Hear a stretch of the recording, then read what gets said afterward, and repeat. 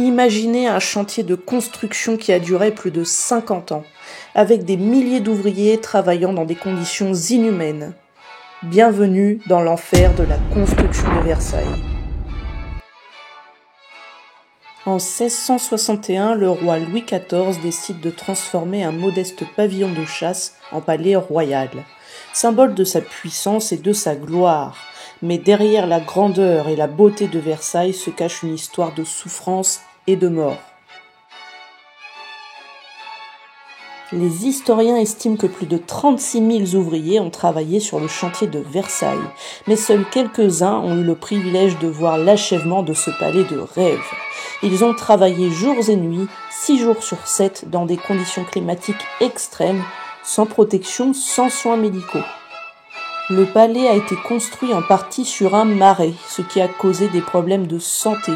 Certains sont morts dus aux accidents de travail, d'autres de famine et d'épuisement, et d'autres de maladies comme la malaria ou la dysenterie. Les carrières de pierre étaient des pièges mortels, les échafaudages s'effondraient régulièrement. Les ouvriers étaient traités comme des esclaves, battus et humiliés.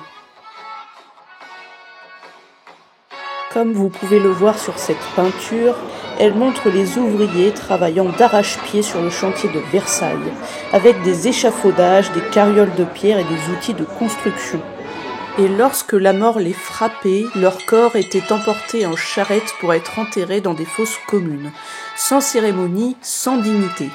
Les registres de l'époque mentionnent des charrettes pleines de cadavres emportés chaque jour, un rappel constant de la valeur accordée à la vie humaine sur ce chantier.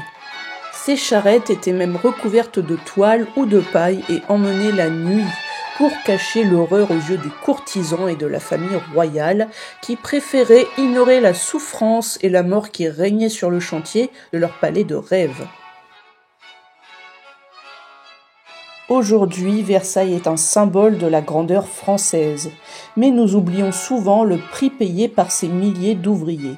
Il est temps de rendre hommage à ces victimes oubliées, et de se souvenir que derrière chaque pierre de Versailles, il y a une histoire de souffrance et de mort.